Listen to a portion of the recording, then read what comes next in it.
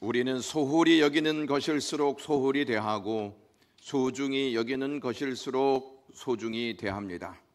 우리가 무엇을 어떻게 대하는지를 보면 그것에 대한 가치를 판단할 수가 있습니다.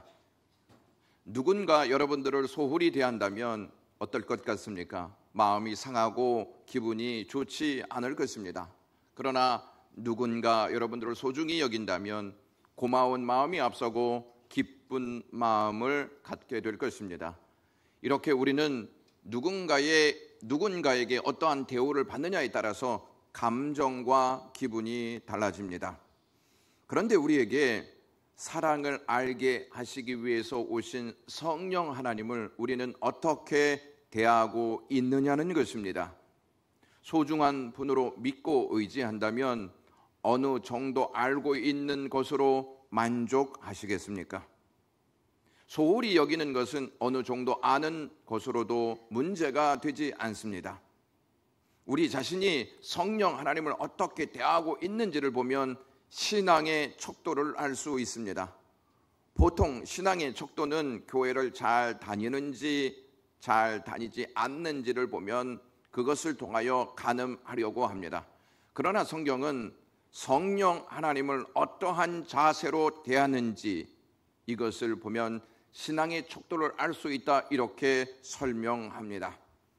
성령 하나님을 알면 알수록 항상 사모하는 믿음으로 성령님을 대하지만 성령 하나님을 잘 알지 못하면 소홀히 대한다는 것입니다. 소홀히 대하다 보면 성령 하나님을 경홀히 여깁니다.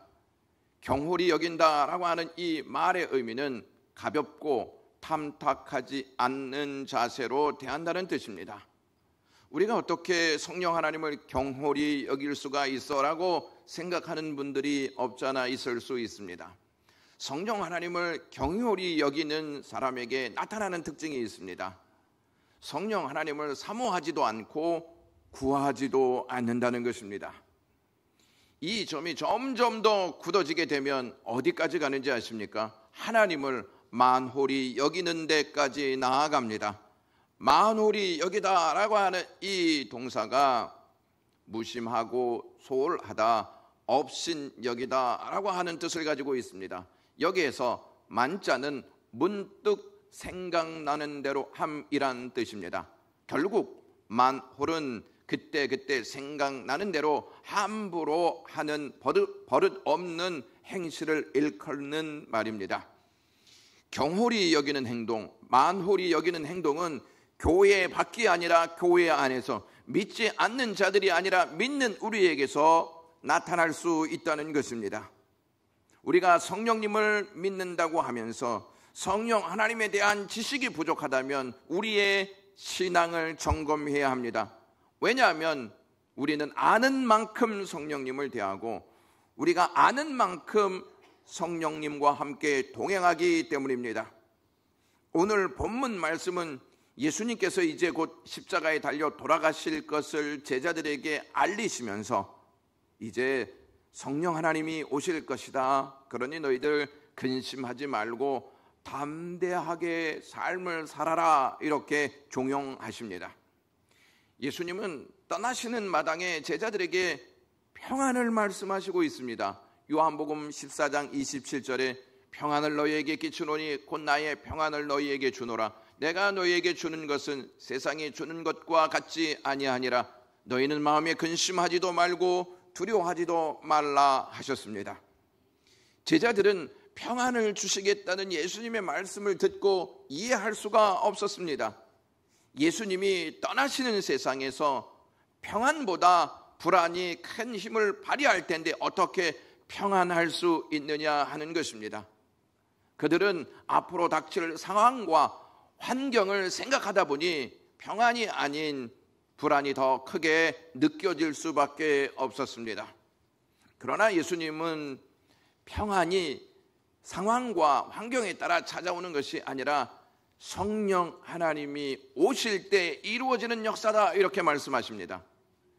예수님이 평안을 말씀하시기 전 요한복음 14장 26절에 보혜사 곧 아버지께서 내 이름으로 보내실 성령 그가 너희에게 모든 것을 가르치고 내가 너희에게 말한 모든 것을 생각나게 하리라 하신 다음에 평안을 말씀하셨습니다.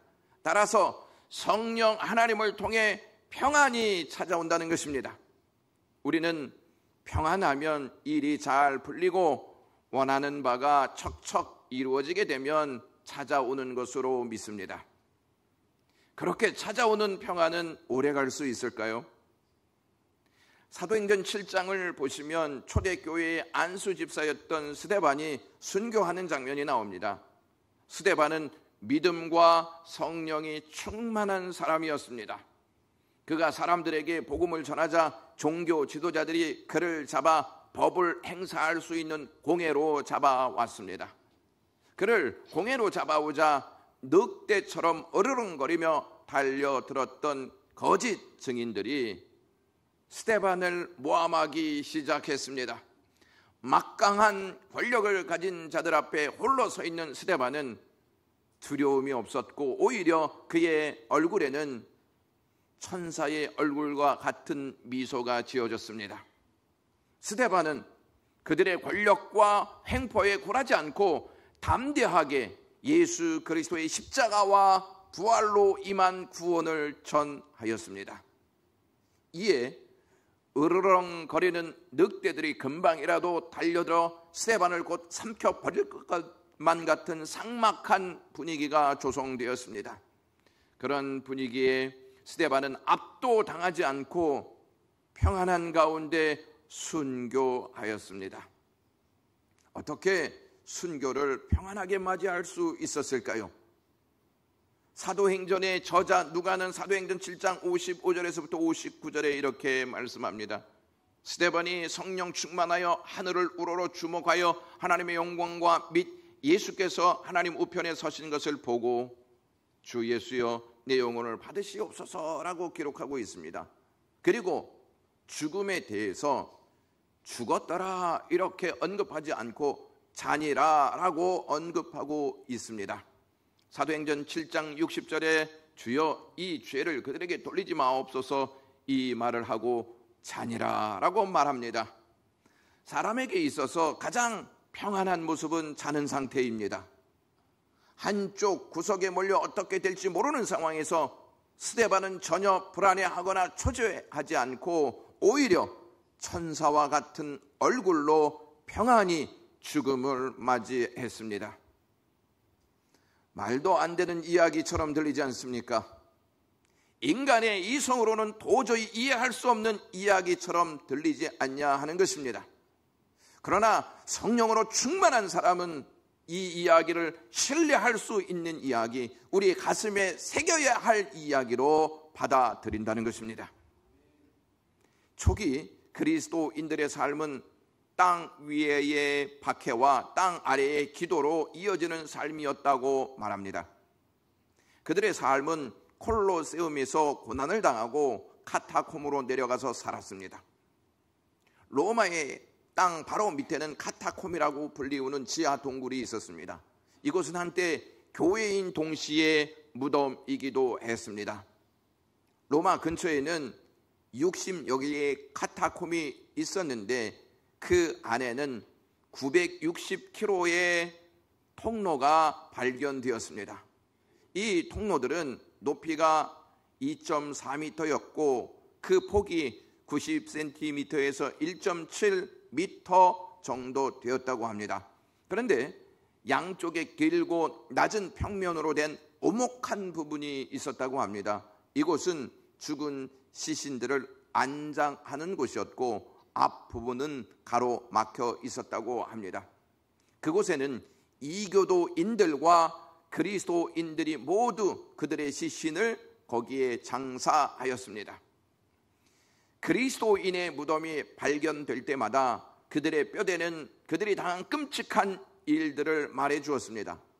머리는 그들의 몸으로부터 멀리 떨어져 있었고 그들의 갈비뼈와 어깨는 부서져 있었으며 뼈들은 종종 불태워져 있었다고 합니다.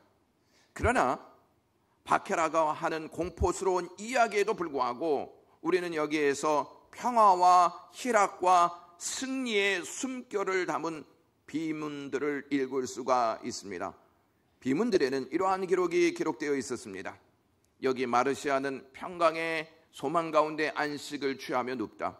그의 귀여운 아들 라우렌스는 천사들과 함께 하늘로 가다. 그리스도의 평강 안에서 승리를 거두다. 부름을 받아 평강 가운데 가다라고 하는 글귀였습니다. 그곳에는 그리스도인들의 비문들만이 있었던 것이 아니고 이교도인들의 비문들도 있었습니다. 이교도인들의 비문에는 이렇게 적혀져 있었습니다. 현재를 위해서 살아라. 왜냐하면 우리는 어떤 것도 확신할 수 없기 때문이다. 나는 아무런 잘못을 하지 않았는데도 20세의 나이에 나를 데려가는 신을 저주한다. 나는 내가 아니었다. 지금도 나는 내가 아니다. 나는 아무것도 알지 못하며 나 자신에게도 관심이 없다. 나그네여, 지나가며 나에게 욕하지 마라. 나는 어둠 가운데 있으며 대답할 수 없노라 하는 문구였습니다. 이교도인들과 그리스도인들의 비문은 분명 대조적입니다. 그리스도인들은 상황과 환경에 따라 평안을 추구하지 않고 성령 충만으로 어떠한 상황에서도 평안을 누렸다는 것입니다. 예수님은 죽음을 앞두시고 제자들에게 평안을 말씀하신 다음에 비참하게 십자가에 달려 돌아가셨습니다. 제자들은 예수님이 돌아가셨다는 소식을 듣고 어찌해야 할지를 몰라 두려움과 불안에 압도되어 근심에 가득 찬 모습으로 한 곳에 숨어 있었습니다. 그들은 이제 자신들 차례다라고 생각했습니다. 그러니 얼마나 두렵고 불안했겠습니까? 극심한 스트레스로 혼란한 상태 가운데 있었던 제자들에게 부활하신 예수님께서 찾아오셔서 하셨던 첫 말씀은 책망이 아니었습니다. 요한복음 20장 21절에 너희에게 평강이 있을지어다 라고 말씀하십니다. 그리고 22절에서 그들을 향하여 숨을 내쉬며 이르시되 성령을 받으라 라고 말씀하셨습니다. 예수님의 이 말씀은 이미 돌아가시기 전에 주시겠다고 약속한 말씀이었습니다. 예수님이 제자들에게 하신 말씀을 주목해 보면 평강과 성령 하나님을 함께 말씀하시고 있다는 사실을 발견할 수가 있습니다. 참된 평강은 성령 하나님이 아니고서는 누릴 수 없습니다. 영광의 가족 여러분, 참된 평안을 누리고 싶으십니까? 그렇다면 성령 하나님을 매일 사모해야 하고 수시로 성령의 도우심을 구해야 할 줄로 믿습니다. 오늘 본문 말씀은 성부 하나님께서 성자 하나님을 보내셨던 것처럼 성자 하나님께서 성령 하나님을 보내시겠다는 약속입니다. 예수님께서 돌아가시기 전 계속해서 성령 하나님이 오실 것이다 거듭 강조하여 말씀하셨던 것은 나는 비록 십자가에서 죽지만 하나님의 역사는 이렇게 끝나지 아니하고 성령이 오셔서 하나님의 구원의 역사를 계속 이루어 갈 것이다 라고 하는 의미로 성령의 역사를 말씀하고 계시는 것입니다. 오늘 본문 말씀을 자세히 보면 성부 하나님, 또 성자 하나님, 그리고 성령 하나님께서 하나이심을 알게 해 줍니다. 26절 말씀을 다 같이 읽어보도록 하겠습니다. 내가 아버지께로부터 너희에게 보낼 보혜사 곧 아버지께로부터 나오시는 진리의 성령이 오실 때에 그가 나를 증언하실 것이요. 성령 하나님은요, 역사 속에 갑자기 등장하시는 분이 아니셨습니다. 예수님께서 성령을 보내신다고 하셔서 예수님이 승천하신 후에 등장하신 분이 성령님이 아니십니다. 성령 하나님은 영원 전부터 하나님과 함께 계셨고 창조 역사에서 성부 하나님과 함께 동역하셨던 분이셨습니다. 창세기 1장 2절 말씀 보시면 땅이 혼돈하고 공허하며 흑암이 깊음 위에 있고 하나님의 영 즉 성령이 수면 위에 운행하시니라 라고 기록되어 있습니다. 영원 전부터 하나님과 함께 계셨던 성령님은 이제 창조 사역에 있어서 운행하고 계셨다는 사실입니다. 여기에서 운행하시니라 라고 하는 이 동사가 문자적으로 직역하면 알을 품고 있다라는 뜻입니다. 어미새가 먼저 알을 낳고 새끼를 부화시키기 위해 그 알을 깊은 관심과 사랑을 가지고 따뜻하게 품고 있는 상태를 가르치는 단어입니다. 다시 말씀드리면 혼돈과 공허 그리고 흑암이 깊음 위에 있는 땅을 성령 하나님께서 생명의 빛이 나타나도록 사랑으로 품고 있다는 뜻입니다. 이렇게 성령 하나님은 성부 하나님과 함께 창조 역사에 동역하고 계셨습니다. 그리고 성령 하나님은 구약의 선지자들에게 임하셔서 장차 구원자 예수 그리스도가 오실 것이다 하는 예언적 사실을 선포하도록 만드셨습니다. 구약의 선지자들에게 구원자가 오실 것을 예언하게 하신 성령 하나님께서는 창조 사역에서 사랑으로 알을 품고 계셨던 것처럼 예수 그리스도가 잉태할 수 있도록 마리아의 자궁을 품고 계셨습니다. 때가 찾아 예수 그리스도가 성령으로 잉태하였습니다. 성령 하나님께서는 창조 사역과 마찬가지로 구원 사역에도 동역하고 있는 모습을 우리에게 알려줍니다. 사람들이 과학의 눈으로 보기에 예수 그리스도가 동정녀의 몸에서 태어나신 사실을 인정하지 않습니다. 있을 수 없는 일이라고 반박합니다. 그러나 성령 하나님이 어떠한 분인지를 알면 그 모든 사실을 인정하지 아니할 수가 없는 줄로 믿습니다. 어느 집사님의 고백입니다. 교회와 예배하며 설교를 듣는데 그 모든 내용들이 의심 없이 그대로 다 믿어지더라는 것입니다.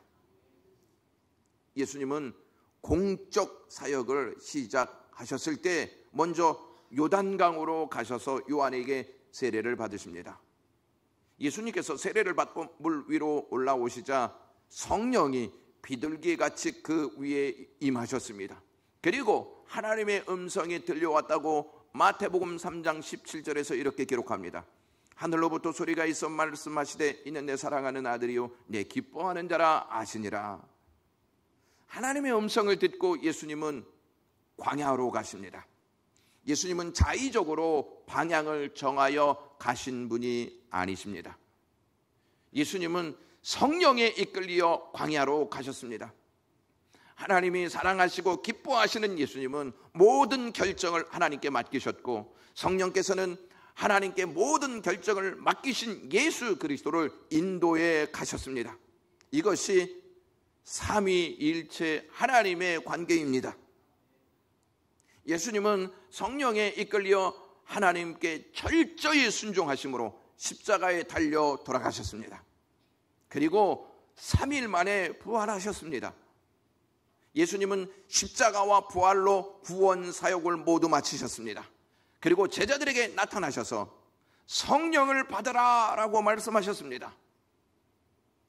제자들은 지금 자신들에게 벌어지고 있는 일들이 도대체 무슨 일인지 알지 못해 어안이 벙벙한 상태였습니다. 예수 그리스도의 십자가와 부활 사건은 인간의 이성으로는 도저히 알 수 없는 내용입니다. 인간의 이성으로는 예수 그리스도의 십자가와 부활이 믿어지지 않을 뿐만 아니라 그것이 갖고 있는 의미를 잘 알지 못합니다. 그러므로 예수님은 그들에게 성령을 받으라 라고 말씀하신 것입니다. 성령을 받아야 예수님이 행하신 모든 것을 다 알 수 있게 된다는 것입니다. 예수 그리스도의 십자가와 부활의 의미를 알지 못하면 우리가 하나님께 사랑받고 있다는 사실을 알지 못하고 우리는 하나님을 경홀히 여기게 될 것입니다. 하나님께 사랑받고 있음을 알지 못하면 결국 주의를 맴돌다가 세상 흥미를 따라가거나 다른 종교를 의지하게 될 것입니다. 이성적으로 이해할 수 없는 부분 중에 하나가 당시에 예수님이 살던 그 당시에 살지도 않았던 사람들이 어떻게 예수 그리스도의 십자가와 부활 사건을 믿을 수 있느냐는 것입니다. 어떤 사람이 우리에게 이렇게 질문할 수 있습니다. 당신은 예수 그리스도가 살던 시대에 살지 않았는데 어떻게 예수 그리스도가 십자가에 달려 죽은 것과 부활한 것을 믿을 수 있어? 보지도 못하였으면서 어떻게 믿을 수 있냐라고 질문할 수 있습니다. 그런 사람들에게 우리는 역으로 질문할 수 있습니다. 당신이 엄마 뱃속에서 나왔을 때 두 눈으로 보았소? 보지도 못했으면서 어떻게 당신의 엄마인 것을 믿을 수 있냔 말이요. 어떻게 당신의 아빠가 당신의 아빠인 줄 당신은 믿을 수가 있어? 라고 질문할 수 있습니다. 여러분들은 엄마 뱃속에서 나온 것을 보지 못했는데 어떻게 여러분들의 엄마임을 믿고 있습니까? 믿을 수 있는 것은 첫 번째, 곁에서 엄마, 아빠가 키워주었기 때문이죠. 두 번째는 여러분 안에 부모의 피가 있기 때문입니다. 여러분들은 이순신 장군과 세종대왕을 보셨습니까? 보지도 못했는데 어떻게 굴뚝같이 그들을 믿고 있습니까? 그분들이 만든 거북선과 한글에 대해서 전혀 의심해 본 적이 없을 것입니다. 책을 통해서, 역사를 통해서 계속 들어왔기 때문입니다. 그런데 이상하게 그것은 의심하지 않는데 예수 그리스도가 십자가에 달려 돌아가신 것과 부활하신 것에 대해서는 의심하며 부정할 수가 있겠습니까? 성령께서, 즉 보혜사께서 우리 곁에서 그 사실을 알려주시지 않으면 믿지 못합니다. 성령 하나님께서는 예수 그리스도와 함께 하셨습니다. 성령 하나님께서 예수님과 함께 하시지 아니하셨더라면 예수님을 증언하시는 성령님은 의심의 대상일 것입니다. 그러나 성령 하나님은 예수님과 함께 계셨고 예수님의 모든 것을 다 알고 계셨기 때문에 예수님에 대한 증언은 모두 사실이고 참된 진리인 줄로 믿습니다. 예수님과 함께 계셨던 성령님께서 동일하게 지금 우리와 함께 계시는 줄로 믿습니다. 우리와 함께 하시는 성령께서는 우리에게 예수님을 증언해 주십니다. 우리의 마음속에 성령님께서 찾아오시면 예수님이 너를 사랑하셔서 너를 위해 십자가에 달려 돌아가셨다. 너를 살리기 위해서 예수 그리스도가 부활하셨지. 그리고 그분은 너와 하나님을 화해시키셨다. 그러므로 너는 평강을 누릴 수 있지라고 말씀하신다는 것입니다. 사람들은 사랑의 척도를 알고 싶어 합니다. 여러분들은 사랑하는 사람에게 나를 얼마만큼 사랑하오 이렇게 물어본 적이 있습니까? 없습니까? 관심이 별로 없으십니까? 사랑의 척도는 어떻게 알 수 있습니까? 사랑의 척도는 어떠한 희생을 치르는지를 보면 알 수 있습니다. 예수님이 우리를 위해 십자가에 달려 돌아가심으로 희생하셨습니다. 그것을 보면 예수님이 우리를 얼마나 사랑하시는지를 알 수 있습니다. 그리스도와 같이 우리를 위해 희생한 사람이 이 땅에 있습니까? 예수님은 희생하신 만큼 우리를 소중히 여기고 계십니다. 그러므로 기독교를 사랑의 종교라고 말하는 것입니다. 그런데 하나님의 사랑이 사실로 느껴지지 못할 때가 있습니다. 여러분, 그리스도의 사랑이 사실로 막 느껴지십니까? 그것을 사실로 느낄 수 있게 하는 것은 오직 성령을 통해서만 가능합니다. 예수님은 성령께서 하실 사역에 대해서 26절에 그가 나를 증언하실 것이다 라고 말씀하셨습니다. 예수님이 부활하신 다음에 승천하시지 않습니까? 승천하시면서 제자들에게 너희는 성령을 기다려라 이렇게 말씀하십니다. 그리고 사도행전 1장 8절에 이러한 말씀을 남기십니다. 다 같이 읽겠습니다. 오직 성령이 너희에게 임하시면 너희가 권능을 받고 예루살렘과 온 유대와 사마리아와 땅끝까지 이르러 내 증인이 되리라 하시니라. 성령께서 하시는 사역은 예수님을 증언하시는 것입니다. 그래서 성령이 임하시면 모두 증인이 되는 것입니다. 목사도 증인이 되는 것이고 장로님도 증인이 되는 것이고 안수 집사님들도 증인이 되는 것이고 권사님들도 증인이 되는 것이고 집사님과 권찰님들, 영광의 모든 가족들이 다 증인이 된다는 것입니다. 우리가 성령을 받아야 하는 목적은 다른 것보다 증인이 되고자 하는데 두어야 하는 줄로 믿습니다. 이것을 놓치면 자기를 자랑하게 되고 이것을 놓치면 엉뚱한 일에 몰입하여 교만한 자가 되고 맙니다. 성령 하나님은 창조 사역과 구원 사역에 동역하셨습니다. 그리고 성령께서 교회의 시대를 여셨습니다. 마가다락방에서 120명의 성도들이 예수님께서 약속하신 성령을 간절히 사모함으로 기다렸습니다. 오순절이 되자 성령께서 그들 위에 충만히 임하셨습니다. 예수 그리스도를 잉태하게 하신 성령께서는 교회도 잉태하셨습니다. 성령 충만을 받은 제자들은 더 이상 두려움에 묻혀 살지 않고 세상 밖으로 나와 예수님을 증언하기 시작하였습니다. 성령 하나님이 그들에게 임하자 그들은 뚜렷한 한 가지의 목적을 갖고 살아갔습니다. 그 목적은 무엇이냐면 예수 그리스도를 증언하는 것이었습니다.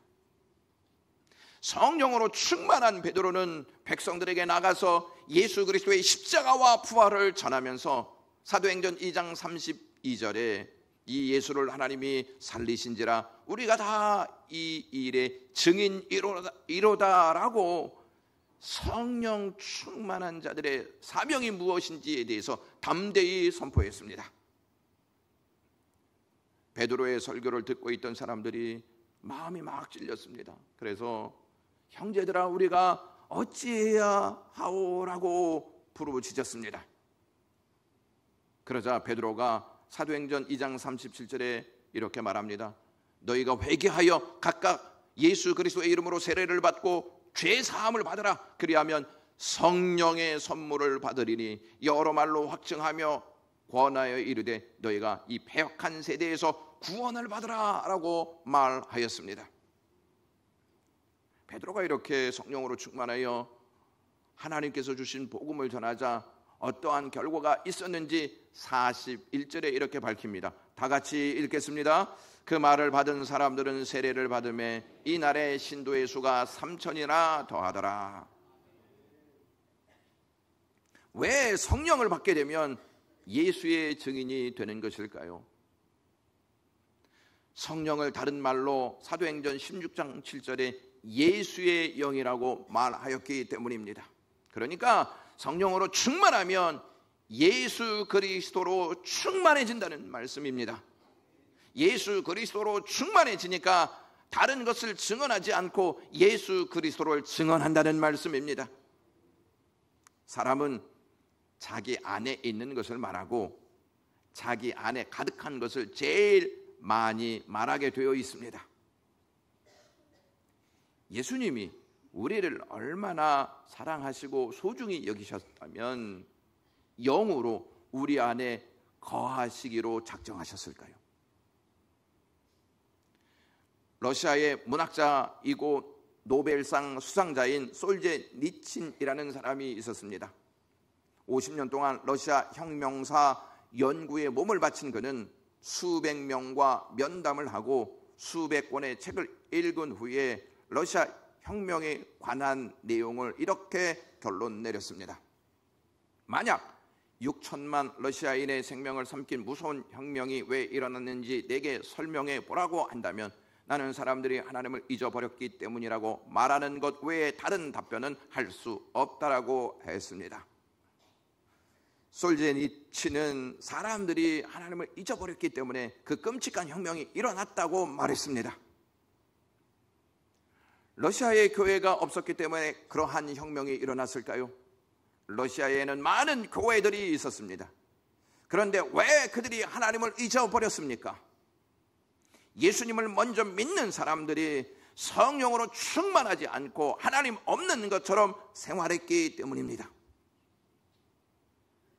믿는 자가 하나님의 살아계심을 보여주지 못하니 교회 밖에 있는 사람들도 하나님을 잊게 된 것입니다.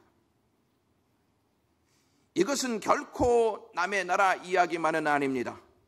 오늘날 한국교회가 이 사회에 어떠한 영향을 미치고 있습니까? 영광교회가 이 지역사회에서 어떠한 영향을 미치고 있습니까? 한 걸음 더 나아가 여러분들은 가정에서 가족들에게 어떠한 영향을 미치고 있습니까? 우리가 성령으로 충만해야 하는 이유는 단 한 가지입니다. 예수의 영으로 충만하여 예수의 증인으로 사는 것입니다. 1950년에 6.25 전쟁이 있었습니다. 이때 김대운이라는 전도사님이 있었는데 평양에 장진교회에서 심우하고 있었습니다. 평양에서는 당국의 지시로 교회는 문을 닫게 되었고 기독교인들은 체포되어 끌려가기 시작했습니다. 전도사님도 체포당하여 사리원으로 끌려가서 악랄한 내무 소원들로부터 회유를 받게 되었습니다. 예수만 믿지 않는다고 말하시오. 앞길이 구말리 같은 젊은이가 예수 때문에 죽어야 되겠는가? 라고 말하자 전도사님은 신앙 절개를 굽히지 않고 이렇게 말했습니다. 아닙니다. 내가 어떻게 주님을 배반합니까? 주님은 우리를 위해 피 흘려 죽으셨습니다.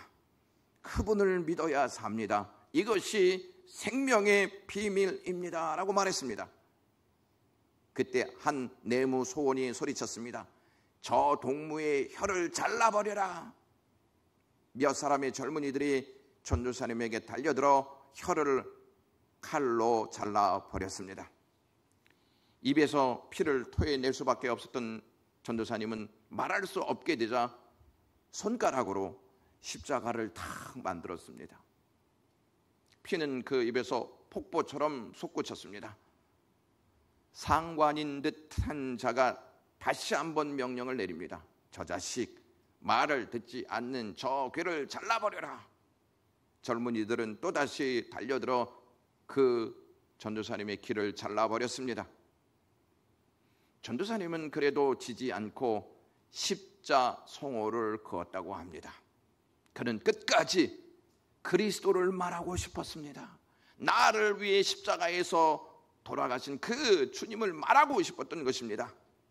여러분들은 삶을 살아가면서 무엇을 그렇게 말하고 싶어 하십니까? 성령으로 충만한 사람은 죽음을 두려워하기보다 그리스도의 증인으로서 살지 못하는 삶을 두려워합니다. 영광의 모든 가족들은 예수 그리스도의 영으로 충만해지시기를 주님의 이름으로 간절히 축원합니다. 우리 안에 충만한 것이 삶으로 드러나게 되어 있기 때문입니다. 여러분 혹시 충만이라는 찬양을 들어보신 적이 있습니까? 청년부 수련회 주제 찬양이기도 했습니다. 한 주 동안 충만이라는 찬양을 들으시면서 찬양의 은혜를 받는 시간을 갖기를 간절히 바라겠습니다. 가사의 내용은 이렇습니다. 무명이어도 공허하지 않는 것은 예수 안에 난 만족함이라. 가난하여도 부족하지 않는 것은 예수 안에 오직 나는 부요함이라. 고난 중에도 견뎌낼 수 있는 것은 주의 계획 믿기 때문이라. 실패하여도 일어설 수 있는 것은 예수 안에 오직 나는 승리함이라. 난 예수로 충만하네. 난 예수로 충만하네. 난 예수로 충만하네. 영원한 왕 내 안에 살아계시네. 내 몸이 약해도 낙심하지 않는 것은 예수 안에 난 완전함이라. 화려한 세상 부럽지 않은 것은 난 예수로 충만함이라.